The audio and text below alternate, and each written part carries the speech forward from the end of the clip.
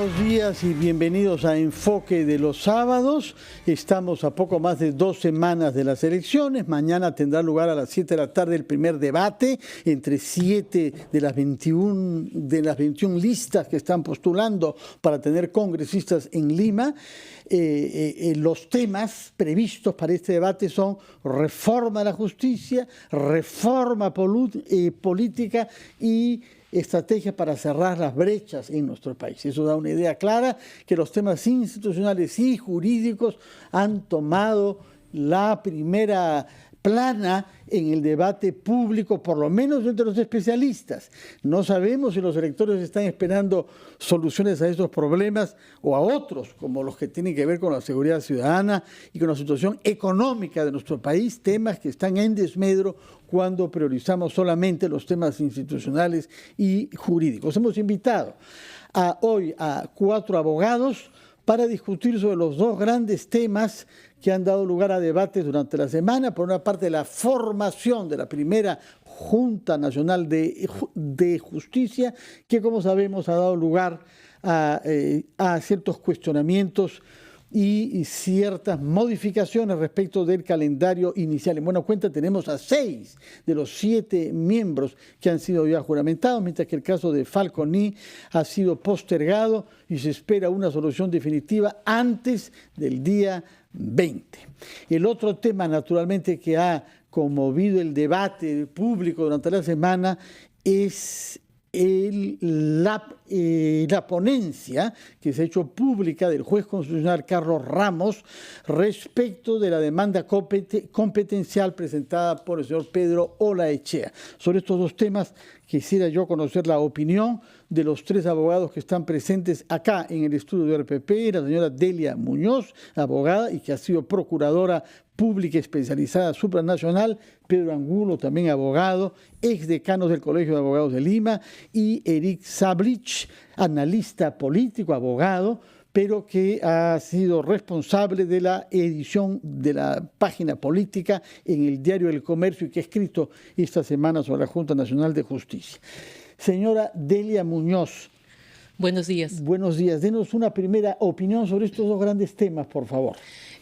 Comencemos por la ponencia del magistrado Ramos, en la cual se plantea una forma de solución a la demanda competencial por el cierre del Congreso entre el Poder Ejecutivo y el Poder Legislativo. Para mí es un documento de trabajo que es bastante interesante, pero incompleto aún. Es un documento que comienza un análisis de la situación, colocando por delante todo un resumen de los principales conflictos políticos y jurídicos que tuvo nuestra nación.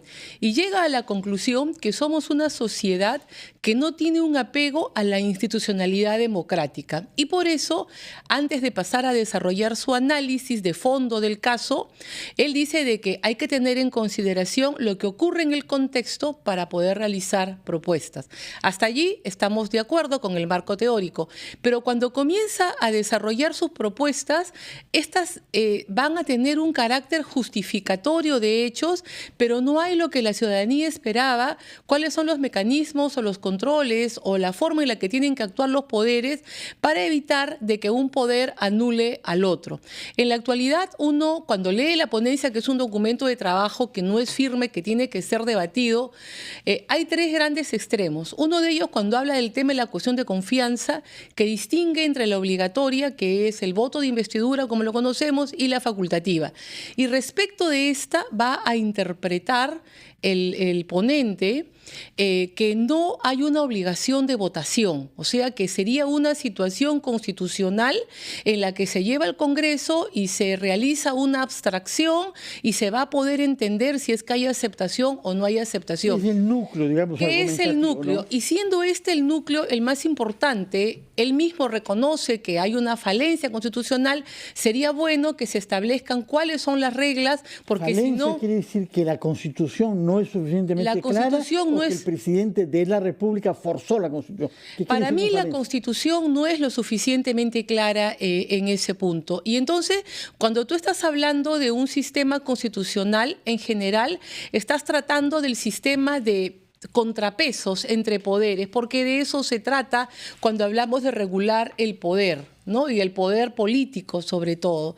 Entonces falta ese punto. Luego hay otro tema de que se va avanzando en torno a cómo debe de proceder o no un presidente cuando toma una decisión. Señala de que si bien se requiere para la validez de todo acto que esté contenido con un referendo ministerial bajo sanción de nulidad, señala de que en este caso concreto, por el tema de la coyuntura, esto no sería exigible. Y allí sí me parece que en la discusión, en el debate público, se tendrá que hacer notar que hay la vacancia inmediata del Consejo de Ministros en el supuesto del voto de investidura, pero cuando la confianza es facultativa, uno lee la Constitución y encuentra que hay un plazo de 72 horas para que el presidente acepte la renuncia. En consecuencia, yo creo que son puntos que se tienen que debatir en el Pleno del Tribunal y tomar una decisión definitiva. Hemos comprendido su opinión sobre la ponencia del magistrado Ramos. Señor Pedro Angulo, sobre esta misma ponencia. Sí. Bueno, en realidad yo lo que he escuchado es la exposición que él ha hecho en el sentido de que cómo entender lo que el presidente interpretó que había una negativa material, ¿no? De hecho. Evidentemente la Constitución es difícil que pueda tratarlo todo. La Constitución es una norma muy general. Podría darse que en el reglamento del Congreso se exprese algo más y en un momento que además haya equidad y que no el Congreso trate de ponerse sobre el Ejecutivo.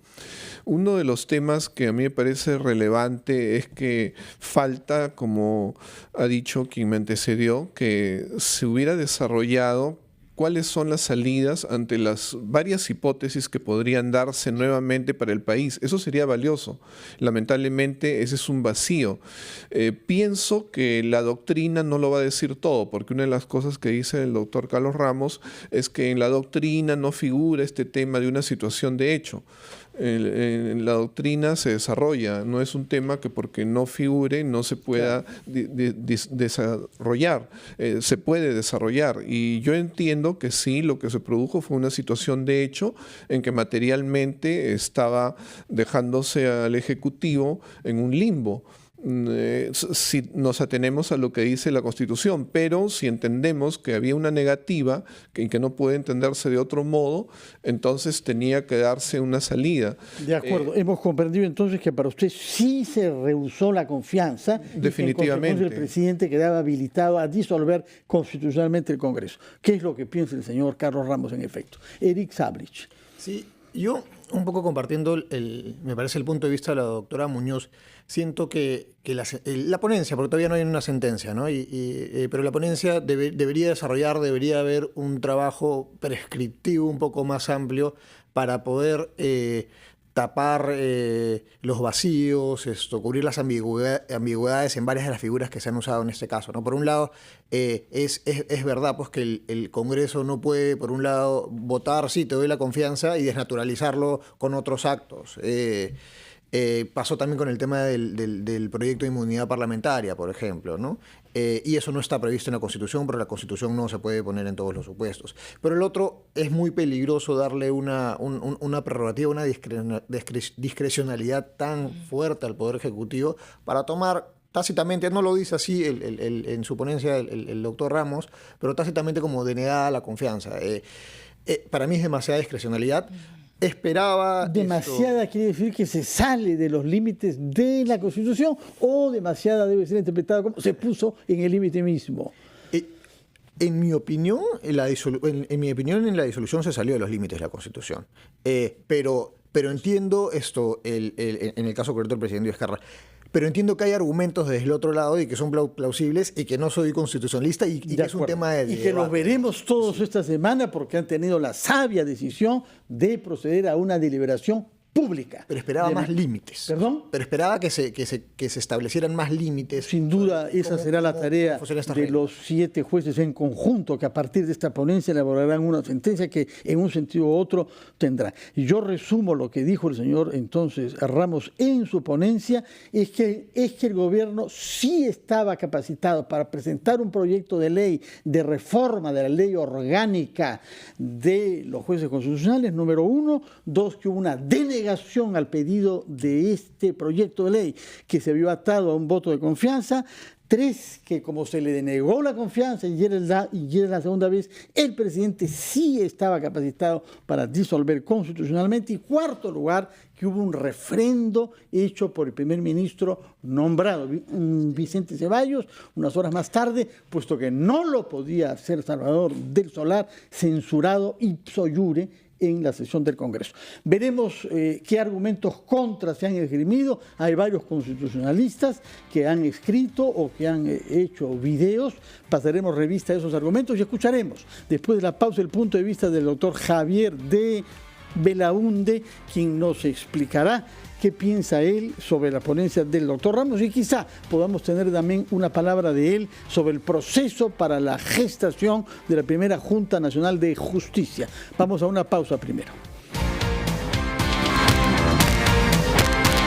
Tal como habíamos anunciado, a las 9:19 tomamos contacto telefónico con el doctor Javier de Belaunde López de Romaña, quien nos va a dar sus puntos de vista sobre los dos grandes temas jurídicos que han dado lugar a debate durante la semana: la formación de la primera Junta Nacional de Justicia y la presentación de la ponencia sobre la demanda competencial ante el Tribunal Constitucional. Doctor de Belaunde, buenos días. Buenos días, Fernando, ¿cómo está? ¿Por cuál de los dos temas quiere usted comenzar? Por el que usted guste. No, adelante, según haya usted preparado sus argumentos. Bueno, creo que el tema de la Junta Nacional de Justicia es algo muy relevante. Realmente es, creo yo, el eje de la reforma judicial y del funcionamiento del sistema judicial. La formación de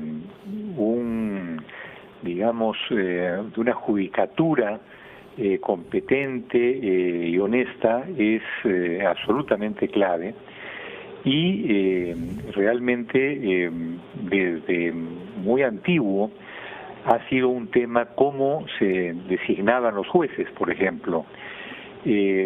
Pasamos de una designación totalmente política por parte del presidente de la República y del Senado, sistema que no dio resultados, pues comprobadamente creó condiciones de sometimiento de la judicatura al poder político, a un sistema que vino en la Constitución de 1993, en el cual un órgano técnico no solamente seleccionaba, sino que designaba a los jueces. Y lamentablemente esta, que era una buena idea, creo yo, fue terriblemente distorsionada en su funcionamiento por las últimas etapas de los consejos nacionales de la magistratura, porque han habido consejos de la magistratura buenos y que realmente cumplieron su función, pero en los últimos tiempos esto fue un desastre. ¿Por qué se degradó tanto el Consejo Nacional de la Magistratura? ¿Hay algún tema institucional, orgánico, o dependió simplemente de las personas que llegaron a él? Bueno, yo creo que con una mano en el pecho tenemos que darnos cuenta que falló la sociedad civil. En un país de instituciones débiles como el nuestro, se confió en las instituciones, en los colegios profesionales, en las universidades, y allí vimos que los nombramientos, que las designaciones de integrantes del Consejo de la Magistratura no obedecieron a criterios de razonabilidad, sino que muchas veces enviaron a personas a completar una jubilación o cosas de ese tipo. Entonces, la verdad de las cosas es que yo soy muy crítico en ese sentido de las instituciones de la sociedad civil, y lo critico, digamos, con un poco de mea culpa, porque yo sostuve en el pasado la bondad de un sistema que, digamos, generara un compromiso de las instituciones como las universidades y los colegios profesionales, pero esto no siempre ocurrió. Entonces, se ha ido a este otro sistema en el cual, manteniéndose ajeno al poder político, ¿no? Porque el gran riesgo, a mi modo de ver, después de que el Consejo Nacional de la Magistratura tuvo los problemas que tuvo, era que triunfaran algunas pocas voces que surgieron por ahí, de que había que regresar a una designación por el presidente de la República y por el Senado, ¿no?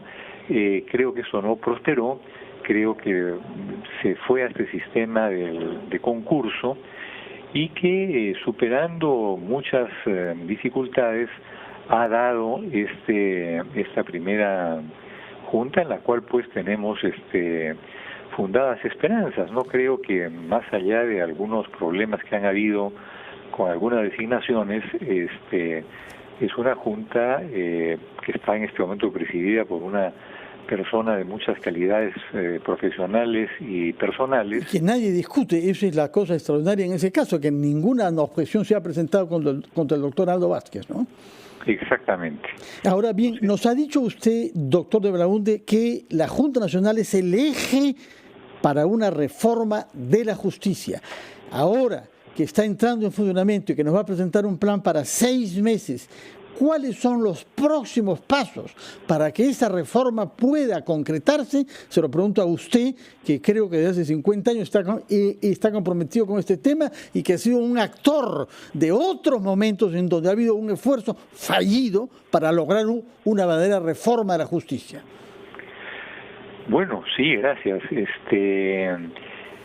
Creo que la primera tarea que tiene la Junta es mirar los nombramientos que muchas veces irregularmente hizo el Consejo Nacional de la Magistratura. O sea, tiene que revisar muchos o varios nombramientos en diversos niveles que son cuestionables y que indudablemente han hecho, digamos, acceder a determinados cargos a personas que no tenían los méritos y que entraron ahí por criterios discutibles y por la existencia de estas relaciones que popularmente ya se conocen como de hermanitos, ¿no? Sí. Entonces, esa revisión, por ejemplo, del de la Junta Nacional de Justicia es absolutamente clave, ¿no? De acuerdo. Sí, doctor, antes de que nos vence el tiempo, quisiéramos tener una opinión suya sobre los argumentos utilizados por el doctor Carlos Ramos del Tribunal Constitucional para considerar que la disolución del Congreso fue constitucional. Y como usted sabe, servirá de ponencia este documento para la deliberación que lleven a cabo los 7 jueces constitucionales a partir de este martes. Bueno, la ponencia es eso, es una posición, es un punto de vista que servirá de base para discutir.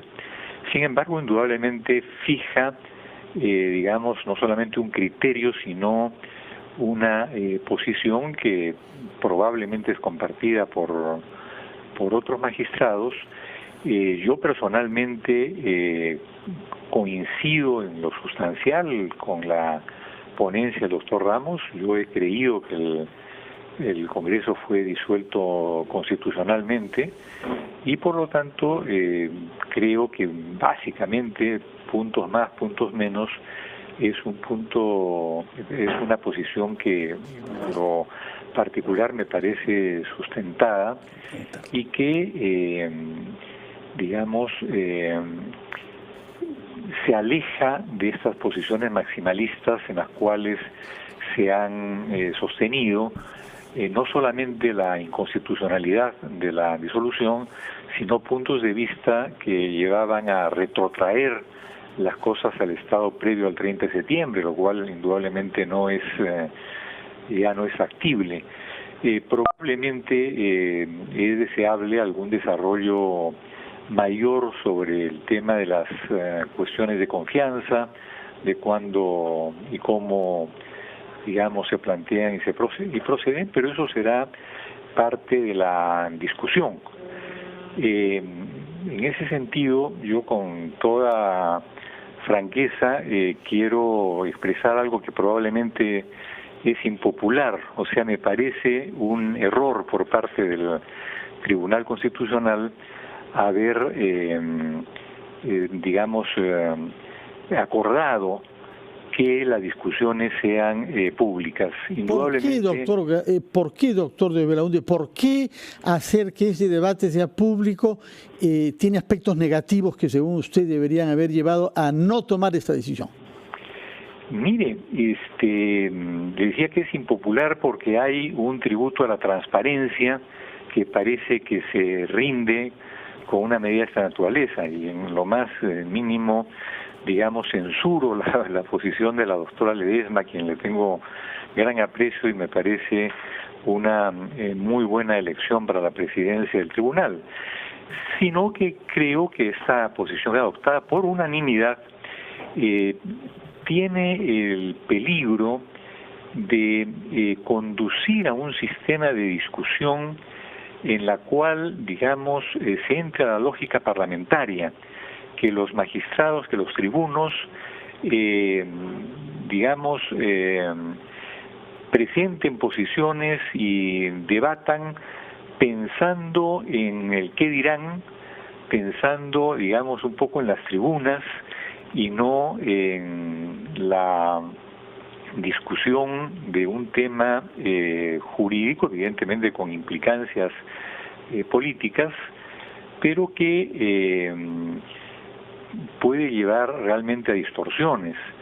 No conozco de otros sistemas, salvo el mexicano, en el cual se da una cosa así. En México, en la Corte Suprema, los debates de hace algunos años son públicos, y precisamente las críticas que hay sobre este sistema allá es que los jueces supremos muchas veces están debatiendo pensando en el auditorio público y no en lo que debe resolverse, ¿no? Pero son malos jueces quienes actúan de esa manera, ¿no? El juez debe saber ponerse por encima de las simpatías populares que va a despertar lo que dice. Por otra parte, se trata de un tema constitucional del cual depende la evolución política de nuestro país. No es un tema que tenga que ver con el comportamiento penal de ciudadanos.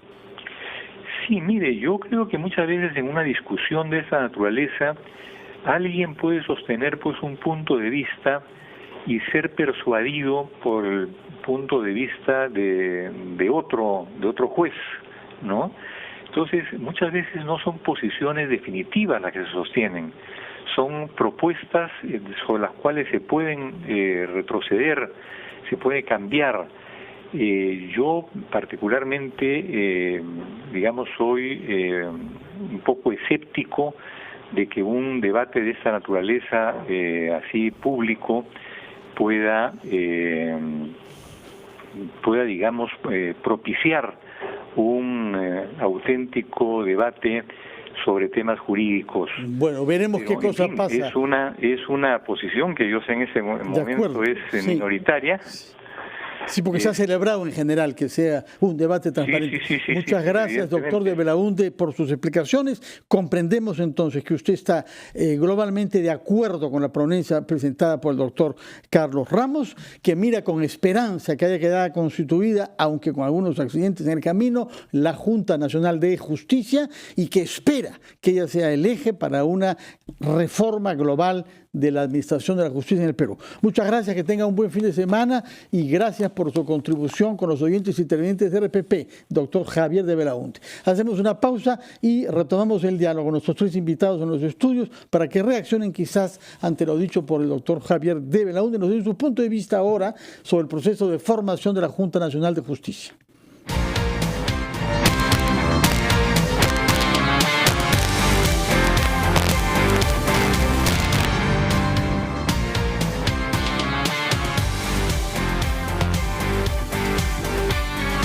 Son las 9:36 y estamos en los estudios de RPP con tres abogados, la señora Delia Muñoz, que ha sido procuradora especializada supranacional, Pedro Angulo, que ha sido decano del Colegio de Abogados de Lima, y Eric Sablich, abogado y responsable en su momento de la página política del Diario del Comercio. Hemos escuchado al doctor Javier de Belaúnde expresarse en primer lugar sobre la ponencia del juez constitucional Carlos Ramos y darle su respaldo global, y luego sobre la Junta Nacional de Justicia. de la que ha dicho que él tiene optimismo en la manera como ha quedado conformada, pese a que de momento solamente hay 6 de los 7 miembros, pero hay ya un compromiso de tener un plan de trabajo y resultados primeros antes de 6 meses. Pero el doctor de Belaunde ha dicho que esta Junta solamente quedará legitimada si forma parte de un proceso de reforma de la justicia. En consecuencia, ¿quién se aventura a decirnos qué pasos pueden ser dados y hasta qué punto para concretarla necesitamos que el Congreso, que elegiremos el 26, tome decisiones que vayan en sintonía con la Junta Nacional de Justicia? Señora Muñoz. Muy interesante el marco que nos ha planteado el doctor Javier, a quien le envío calurosos saludos. Hemos trabajado muchos años juntos, porque nos pone en el tapete 2 grandes cuestiones, ¿no? Él dijo que esperaba que se complete la ponencia del doctor Ramos y luego la esperanza con el tema de que la Junta funcione.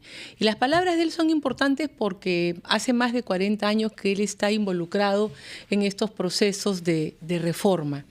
Aparte de ser abogada, yo conduzco el programa en la Maestría de Solución de Conflictos en la Universidad San Martín de Porres. Y ahí tenemos seguimiento de una serie de actividades que ocurren en nuestro país. Y uno de ellos es lo que está ocurriendo a nivel de justicia y los linchamientos populares. La gente linchamientos físicos populares. Mediáticos. No, los linchamientos mediáticos dañan reputaciones y personas, pero finalmente podrían reclamar por sus derechos. Linchamientos de vidas. Es una situación que existe en el Perú. La última data que hay, porque de allí no le he vuelto a encontrar de manera pública, data del 2015, valga la redundancia, y hablaba de una situación de 1.400 personas que anualmente eran linchadas. ¿Pero golpeadas o dice usted matadas? Hasta muertas. El último caso público con gran cobertura fue el año pasado, cuando se asesinó a esta chamana de la tribu Aguajún. El pueblo capturó al señor que había ejecutado este acto, según ellos, un turista canadiense, y lo ajusticiaron a vista y paciencia de todo el mundo. Es un tema muy delicado y que estamos viendo también en los últimos días en los reportes de las noticias. ¿Qué cosa es lo que ocurre cuando uno hace un seguimiento como un observatorio de lo de la justicia? Los juicios de alimentos, por menos de 500 soles son la mayoría. Demoran con suerte 7 meses a 3 años que den la primera sentencia. Y ahí estamos hablando de un sector... Cuestan al Estado muchísimo más que los 500 soles que se reclama. Claro, de juicios de alimentos que le están reclamando a la persona, ¿no? Luego tenemos de que un juicio laboral, un caso concreto que conozco, una señora fue despedida en noviembre del año pasado estando embarazada. Despido absolutamente nulo. Presenta la demanda y la fecha para la primera audiencia para ver el caso es de septiembre de este año. Es decir, 10 meses después de haber presentado la demanda en un caso que requiere protección absoluta. He revisado las estadísticas del Tribunal Constitucional. Y hay casos que demoran 7 años en ser resueltos. Normalmente la media está en 3 años para resolver una causa. ¿Y cuáles son las principales causas? 2 de contenido constitucional, acción de amparo y habeas corpus. Entonces, cuando uno ve lo que está viviendo la sociedad peruana, al margen de los actos de corrupción que tenemos que pedir que la Junta los controle, sancione y vea, es de que el sistema como tal constitucional de solución de controversia no está funcionando. Hemos creado el nuevo proceso penal, el nuevo proceso laboral, pero no tenemos una eficiencia.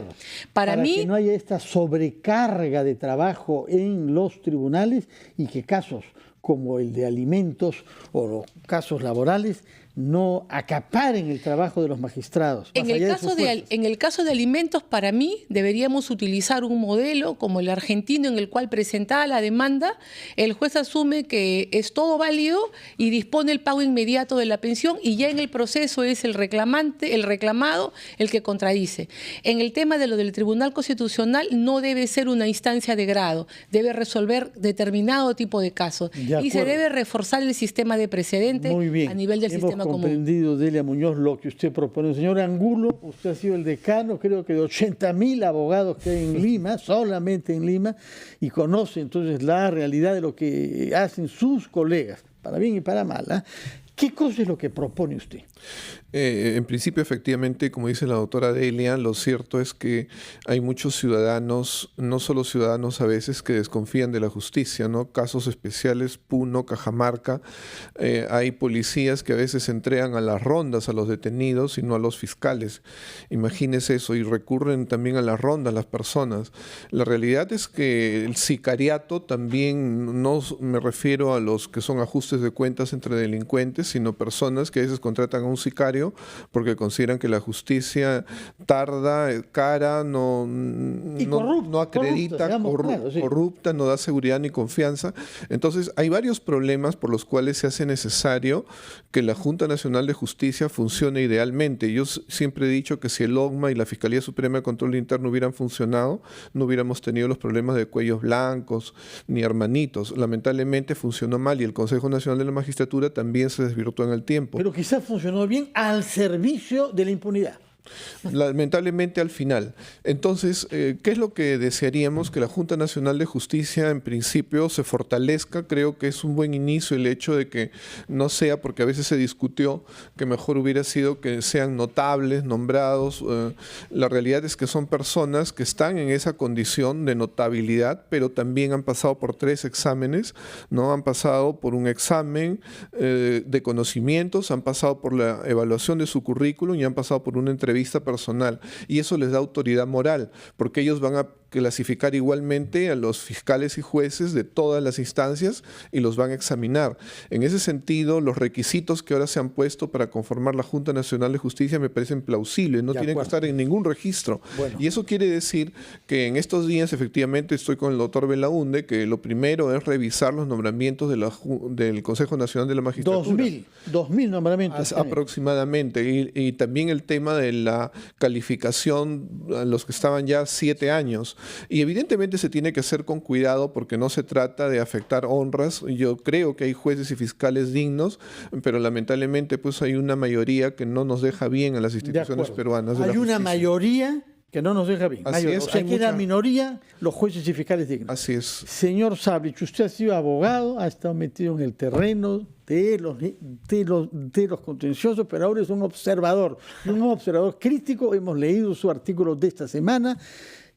¿Qué pasos deben darse para que la reforma no sea una promesa retórica, sino un proceso realmente en marcha que, como pide el señor Angulo, despierte la confianza de los ciudadanos? O sea, creo que no hay que poner todo el peso de la reforma en la Junta Nacional de Justicia, ¿no? Porque tampoco es que ellos tengan la capacidad para crear un nuevo marco legal, para hacer modificaciones, esa no es su función. Sí creo que es imprescindible que revisen estos nombramientos cuestionables. El tema de la Junta de Fiscales Supremos, creo que es lo primero que deberían mirar y con mucha atención, porque es un factor que crea inestabilidad en el sistema. 3 sobre 5 cuestionados, comenzando por el señor Pedro Chávarri. Comenzando por el señor Pedro Chávarri. Y espero que a la Junta Nacional de Justicia ya se le deje trabajar con los problemas que ha tenido y que ha tenido que reconocer, por ejemplo, con esta bonificación que hubo con el señor Falconi. Pero sí considero que ha sido un paso hacia adelante, que ya esté instalada la Junta, que empieza a trabajar y que esté presidida por una persona que es respetable y en general por un conjunto colegiado de miembros también respetables. Vamos a ir a una nueva pausa y cuando regresemos quisiera que nos expliquen de una manera lo más concreta posible qué pasos deben ser dados efectivamente para que no se haga reposar todo sobre la Junta Nacional, que tiene su mandato, pero que no puede reformar el funcionamiento administrativo ni la organización del Poder Judicial. ¿Qué pasos esperan ustedes que el Congreso pueda adoptar rápidamente? Lo que nos ayudará a las entrevistas que haremos aquí en RPP durante las 2 semanas que faltan a los candidatos al Congreso. Retomamos nuestro diálogo con los 3 invitados después de la pausa.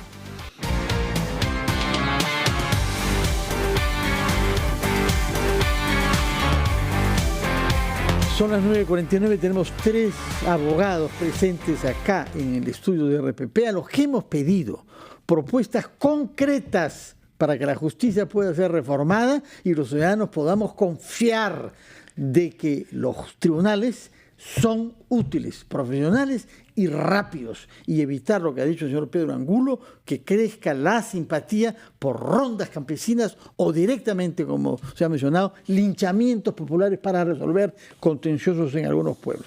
A ver, ¿Quién tiene alguna propuesta concreta para que los candidatos al Congreso escuchen claramente? En primer lugar, de que el problema en la justicia no es solamente de un área, ni de la Junta, ni del Poder Judicial. Entran todos los actores. Allí el factor de los abogados. Tiene que haber un sistema de control de quiénes son los abogados que pueden litigar. Hay que hacer una depuración allí a través de lo que serían las Cortes Superiores para que pasen un examen. ¿Cómo puede depurar abogados? Pero señora? claro, cuando usted quiere litigar... El decano saltaría Mire, el techo y haría cuando usted quiere litigar en una corte internacional de otro país, usted tiene que tener determinado tipo de requisitos y tiene que pasar un examen para estar registrado. Yo creo de que por ahí hay 80.000 y uno encuentra colegas, lamentablemente, que actúan con poca ética. Lo segundo, hemos hecho las grandes reformas procesales con muchísimos principios garantistas que no están llevando a una pronta solución de los conflictos. Lo contrario, hacer una los guerra demoran de absolutamente más. Entonces hay que aplicar los mecanismos alternativos de resolución de conflictos, la conciliación, la mediación y sobre todo que los jueces usen las facultades para multar y sancionar a aquellos abogados que dilatan el proceso, porque todo el mundo sabe que esto es una práctica común, que un proceso comienza con un tronco y termina con 20 ramas. Acá varias veces, pero no nos había dicho nunca eso, que todo el mundo sabe que los abogados dilatan para ganar quizás más y para que se entrampe todo. Explíquenos. No todos, pero es muy cierto que sí hay de los que tienen malas prácticas y por eso se necesita que los colegios de abogados a nivel nacional sean rigurosos en el tema ético. Nosotros en nuestra época sancionamos y elevamos el nivel de sancionados, lamentablemente es algo que se tiene que decir. ¿Cuántos sancionados por año? ¿Cuántos sancionados por año? 200 aproximadamente y además nosotros estuvimos de acuerdo con el tema del registro en el Ministerio de Justicia porque también es algo que se tiene que viabilizar. Las personas tienen que saber con qué abogados están tratando. En ese sentido es importante el trabajo de los colegios de abogados. Al abogado que se desempeña Pero lo primero que tienen que hacer es organizar elecciones ordenadas, limpias, ejemplares y éticas. Y lamentablemente el espectáculo que ustedes han dado es penoso. Lamentablemente la gestión actual no apoyó al comité electoral en la primera ronda y se dio ese fracaso. Ahora se está tratando de hacer mejor, pero yo atribuyo que lamentablemente ha sido la gestión actual la que tiene mucha responsabilidad. La realidad también es que se tiene que disminuir la carga. Ha habido una investigación de hace 3 años de Gaceta Jurídica en la cual se advierte como un gran porcentaje de procesos son de las ONP, es decir, las personas que ya trabajaron, se están jubilando y sin embargo se está apelando, se está llevando hasta la última instancia mientras las personas con los derechos fallecen.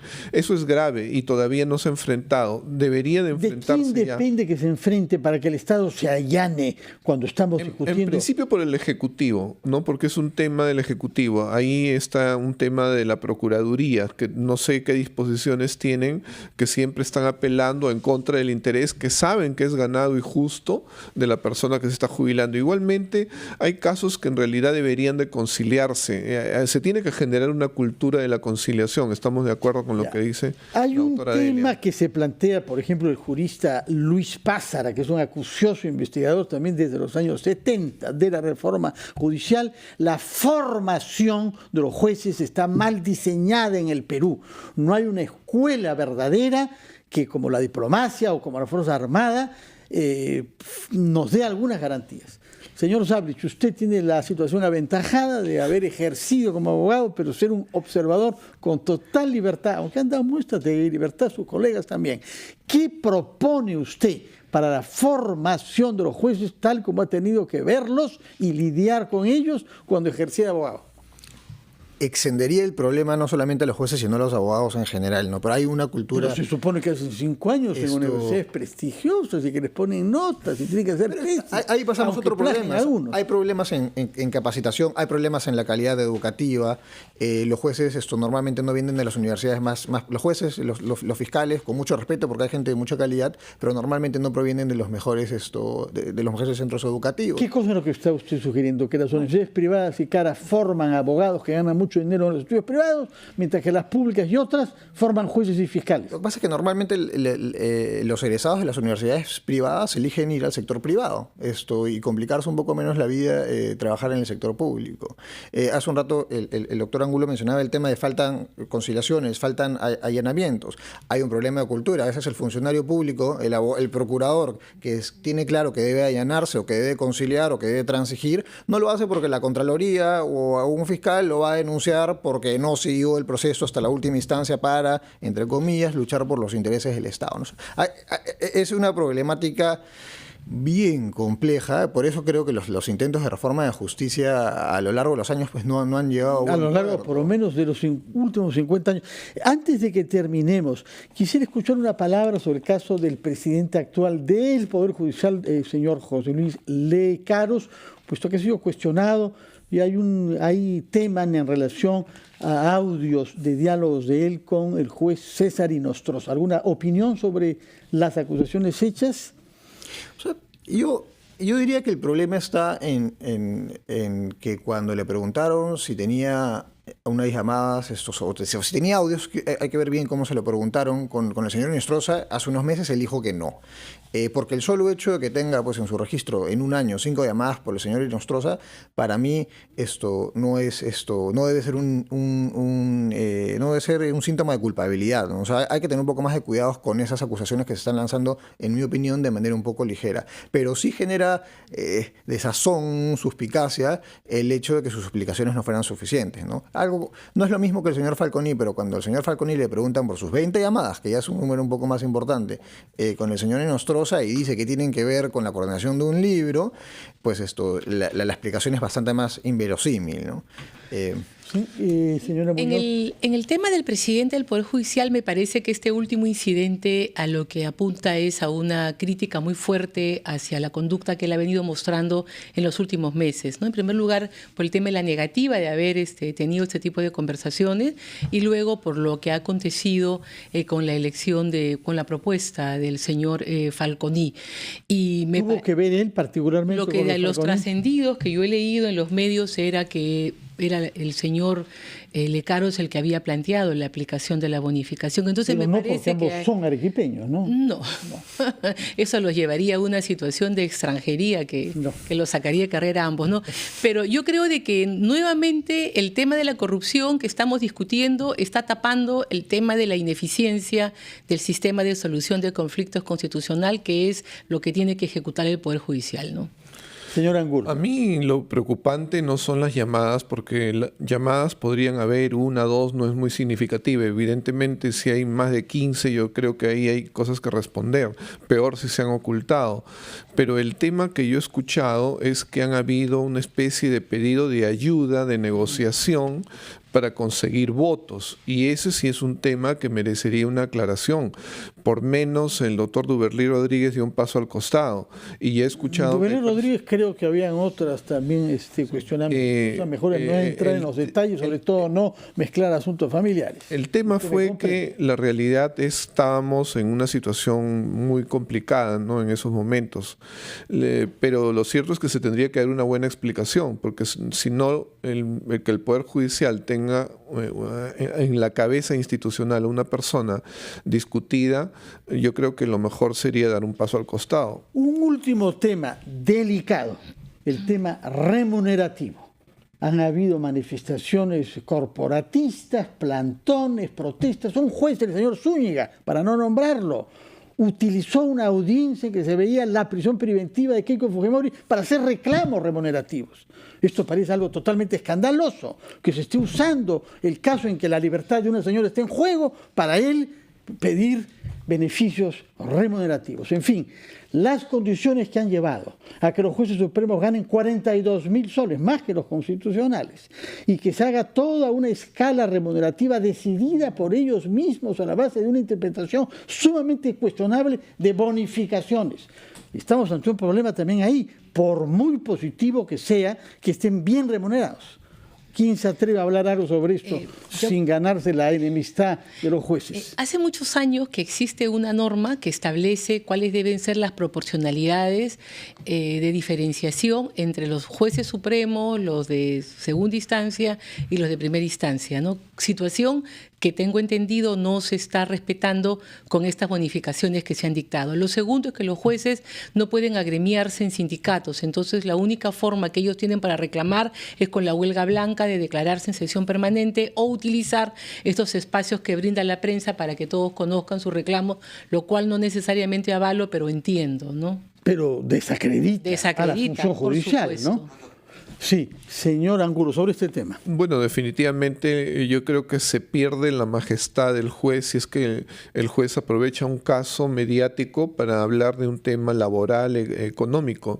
Definitivamente creo que eso ahora no va a existir con la Junta Nacional de Justicia. Eso es un beneficio que ya se está ganando, porque hasta hace algunos meses nosotros veíamos que fiscales y jueces, algunos de los vinculados pues a los casos de los cuellos blancos, salían a debatir y se atacaban y pedían. Esas cosas ya no van a suceder, porque con la Junta Nacional de Justicia ellos ya saben que tienen que portarse bien. Es una buena noticia y usaremos esta nota de optimismo para terminar nuestro programa y agradecerles que hayan estado acá el sábado por la mañana para hablar sobre un tema que debe gravitar en las elecciones, porque queremos un Congreso que haga reformas para restablecer la confianza de los ciudadanos en que nuestro país no será un país en el que prevalezca la impunidad. Muchas gracias, buenos días y que tengan una reflexión serena para que voten bien ustedes también. Muchas gracias. Quédense en la sintonía. Después de la pausa recibiremos al arzobispo de Lima, Monseñor Carlos Castillo, para nuestro programa de los sábados, Diálogos de Fe. Buenos días.